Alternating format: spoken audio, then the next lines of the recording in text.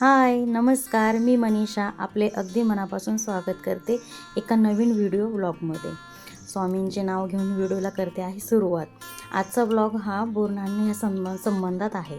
थंबनेलवरून तर तुमच्या लक्षात आलंच असेल की हा व्हिडिओ कशाच्या संबंधात आहे आणि हे बोरन्हाण जे केलेलं आहे ते कसं आणि कशा पद्धतीने केलेलं आहे, अगदी सोप्या पद्धतीने, तर ते आपण नक्कीच ह्या व्हिडिओमध्ये बघूया।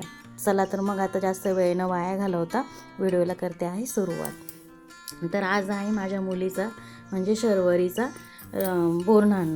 तसं तर बोरन्हाण हे मकर संक्रांतीपासूनच सुरुवात होते।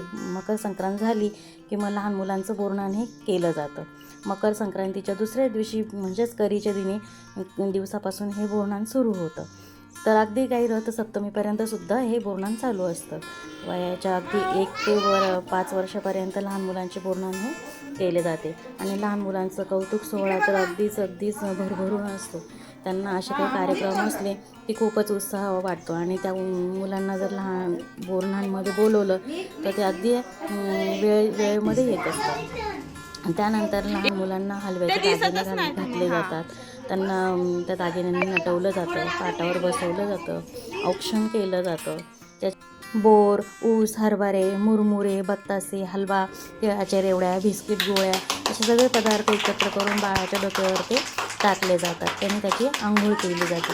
जवळपास सर्व लहान मुले यावेळी उपस्थित असतात, खाऊ गोळा करून खात असतात। बोरन्हाण करायची या संदर्भात अशी आख्यायिका की करी नावाचा राक्षस होता। करी राक्षसांची वाईट दृष्टी ही पडू नये म्हणून त्यासाठी सर्वात आधी हे संस्कार कृष्णावर केले गेले। नंतर ही प्रथा सुरू झाली। तेव्हापासून लहान मुलांचे बोरन्हाण हे केले जाते।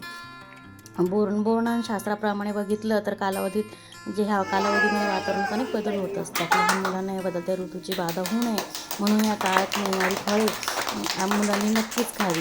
त्यानंतर त्यामध्ये बोर, ऊसाचे तुकडे, भुईमुगाच्या शेंगा, वाटाणे, हरभरे, बोर अशा सगळ्या वस्तूंचा समावेश करून ते खेळाच्या माध्यमातून वेचून खाल्ले जातात। त्यामुळे ह्या वातावरणात बालकांचे शरीर सुदृढ बनते व छानही राहते। अशा प्रकारे आम्ही स्वराचं बोरन्हाण केलेलं आहे। तर ते तुम्हाला कसं वाटलं, कसं केलं, कसं साजरी झालं, त्यामध्ये लहान मुलांचाही आम्ही समावेश केला। त्यांच्या मित्रमैत्रिणींना तिला बोलवलं आणि त्यांना गिफ्ट स्वरूपामध्ये अशा ह्या वस्तू त्यांना दिल्या। त्यांनाही खूप मजा आली आणि स्वरानेही खूप छान प्रकारे आनंद लुटला। तर तुम्हालाही माझा जर हा व्हिडिओ तुम्हाला आवडला असेल तर लाईक करा, कमेंट करा, सबस्क्राईब करा।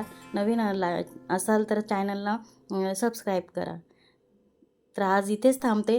सर्वांना श्री स्वामी समर्थ।